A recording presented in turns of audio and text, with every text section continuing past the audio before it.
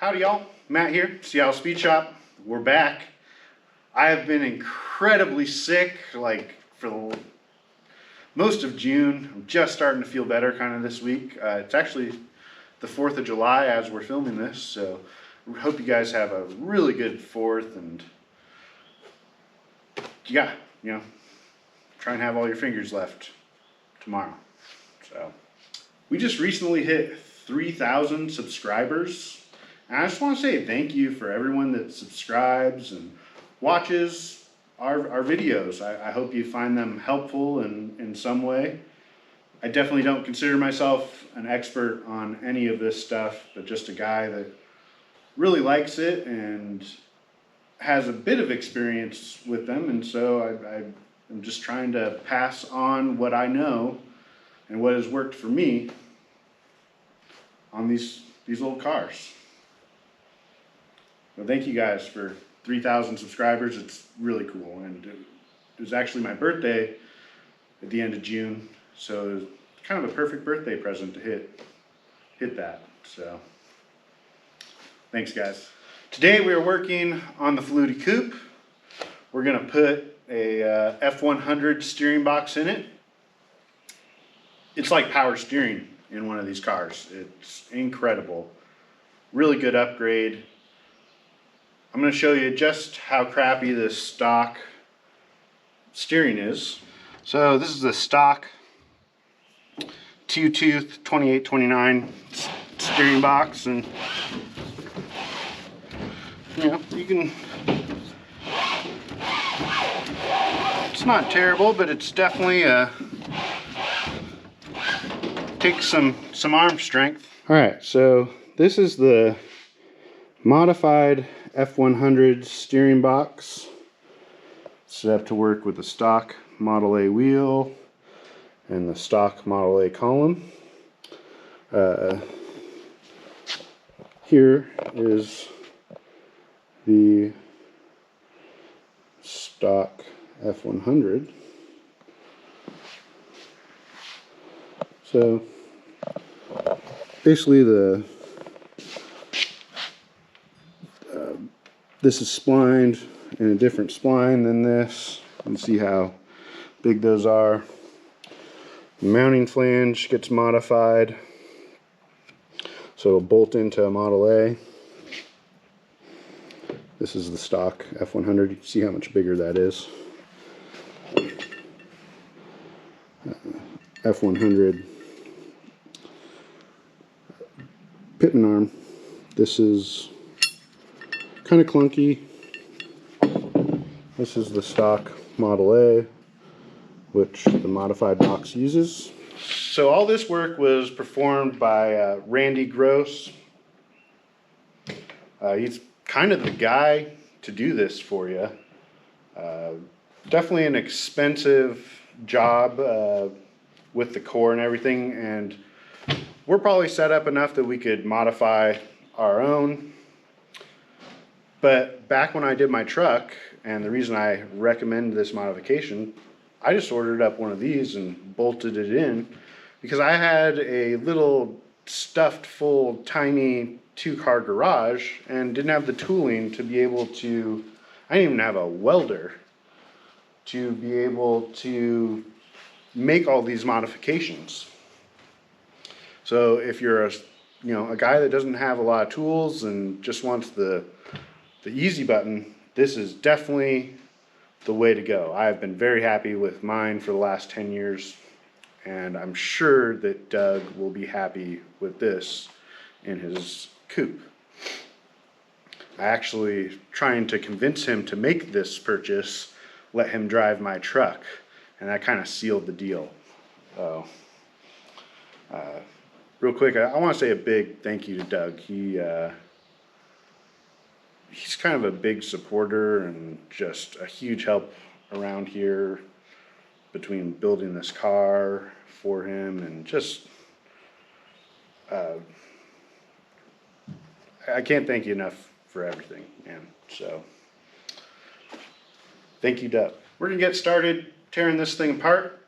First thing we did was disconnect the battery, because we're going to be taking the starter out, a few other things. And, you know, always good practice so you don't burn the thing down. The first thing we're gonna do is get this floor out.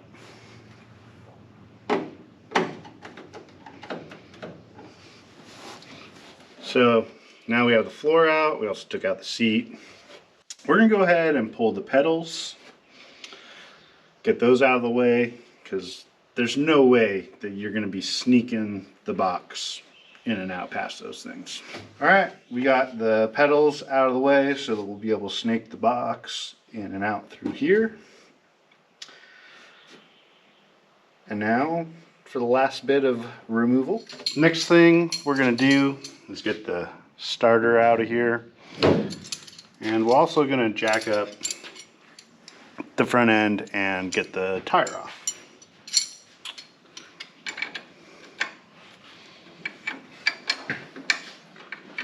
We did already disconnect the battery.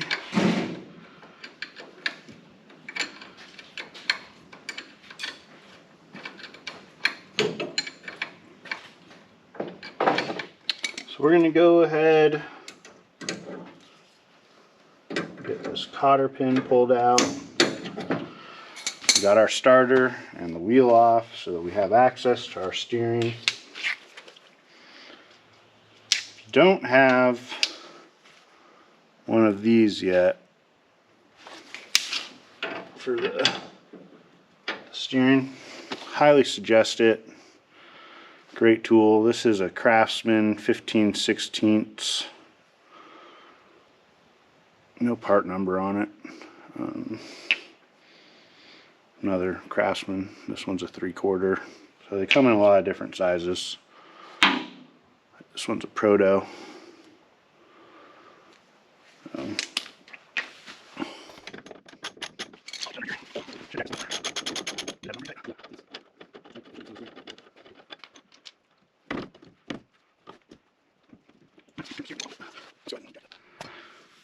Alright, so next we're gonna get the pitman arm off. Alright, so got this off. Now there's these two bolts. I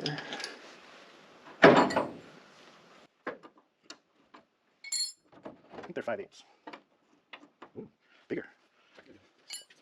Alright, so we got the two frame bolts out. They ended up being 5/8. Now we need to disconnect the column from the little mount. So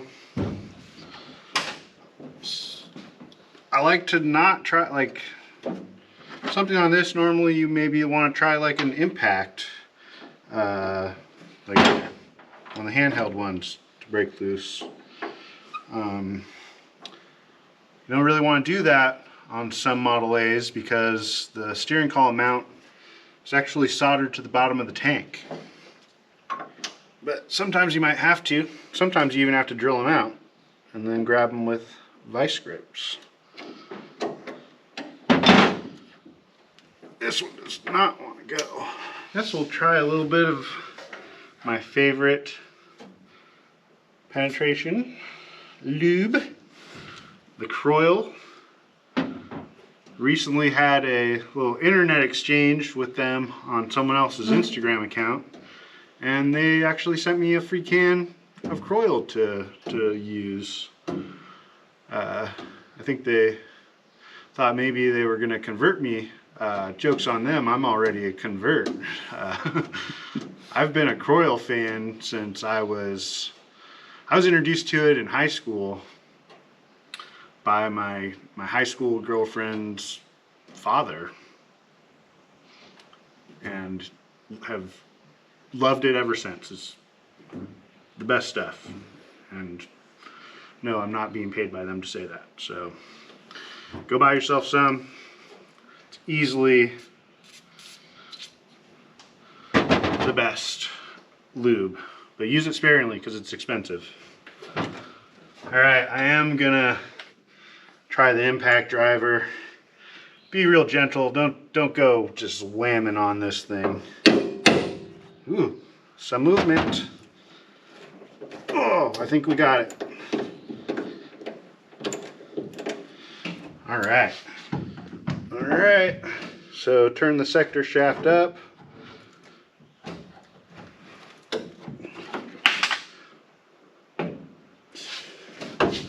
We're out.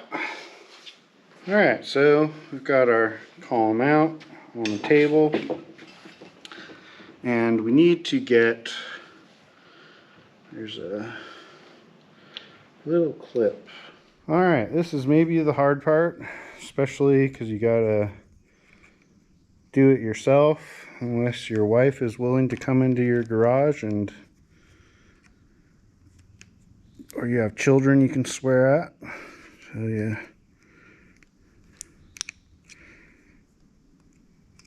I would get this.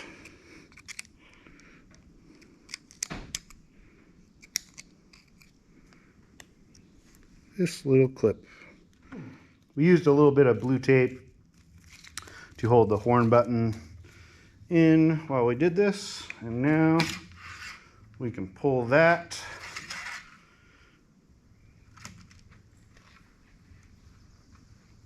and we get to try and get that off now. Try and... There we go.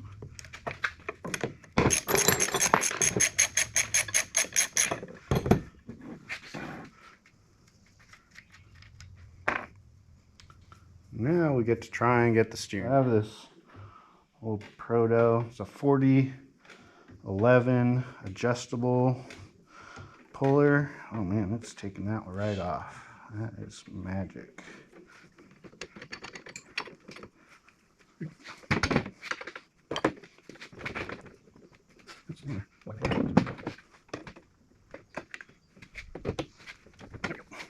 Yay! Success. All right, so we grab it. Got our column and wheel and everything assembled. So now let's put it in. Definitely much easier with two people. You can do it just by yourself. Maybe a jack stand to kind of help hold things in place. Kind of show you how I do it, I guess. So one thing you need to think about is you need to assemble this all in one piece if you're putting it in a closed car. Roadster, you don't gotta do that, but one of these, you're not gonna get the horn rod in and out if you don't put it on first. So again, you'll kind of sneak this in with the sector shaft up.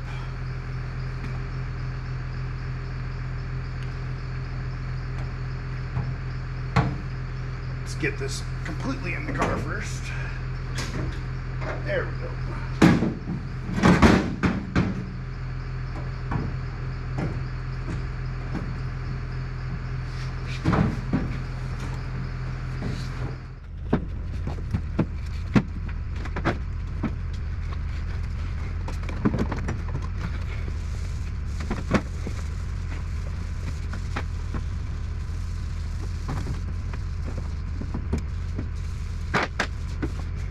This is the fun part.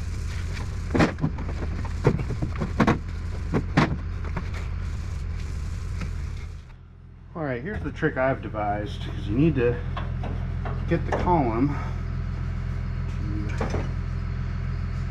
sit up.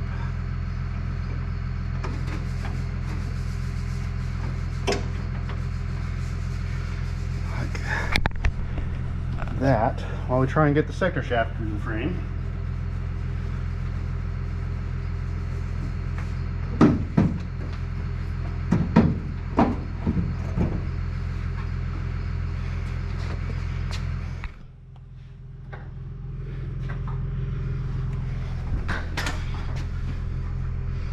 So now we're ready to kind of start loosely bolting things up. Always kind of start loosely on this, putting these together. Just to make sure you get kind of everything in the right place. And you can move around. I even left the mast jacket loose down here so that we can position the column exactly how we want it once we have everything situated in the car. So I'm gonna go ahead. We're going to install the frame bolts. Oh. All right, so I just wanted to show this because I didn't talk about it before I went and put the steering box in. Optional third hole that you can drill in the frame. I ain't doing that. If you've ever drilled a Model A frame, you understand why. It's terrible. And I figure if 2 won't hold it, 3 never would. So we're just going for stock. Which is one of the reasons I kind of like these, because they're real easy. All right, so everything loosely installed.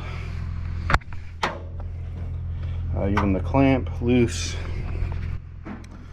So get everything kind of just finger tight, and then you can kind of draw the box to the frame and get everything in the position where you want it without struggling. So as you can see, I am sweating quite a bit. It is hot today. Yeah, yay summer. That's a wrench monkey. Yeah, got my wrench monkey. Magic of television. I don't actually work on any of these cars. I just stand around and talk to the camera and then make someone else do it.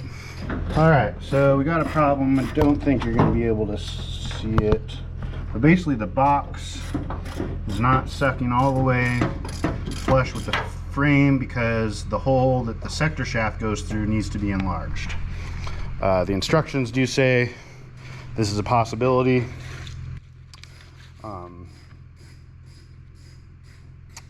But we figured, you know, instead of hogging it out, we would try it first. So we're definitely gonna have to do that. So we're pulling the box back out and we will hog out that hole and put it back together.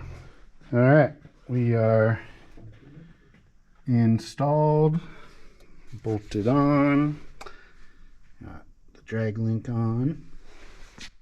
So we're gonna get a wheel back on, and unfortunately got this Dodge hovercraft in the way. We're not going to be able to go for a drive, but I'll try and show you how much easier it is to turn.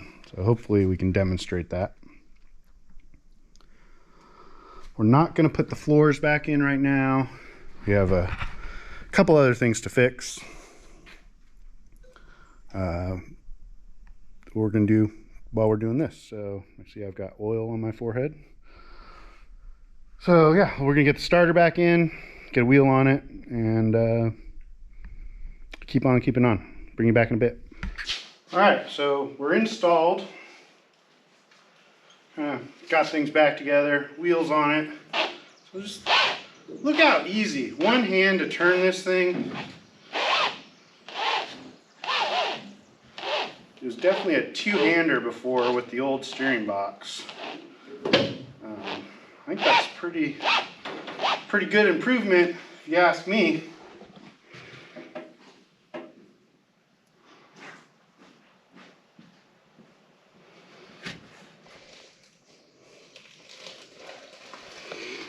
Looks stock. Barely any mods. So you can't really ask for much easier than that. So I got a little bit more to do to this thing. We're chasing a couple leaks and stuff, and clutch adjustments need some messing with because it's kind of grinding when you shift.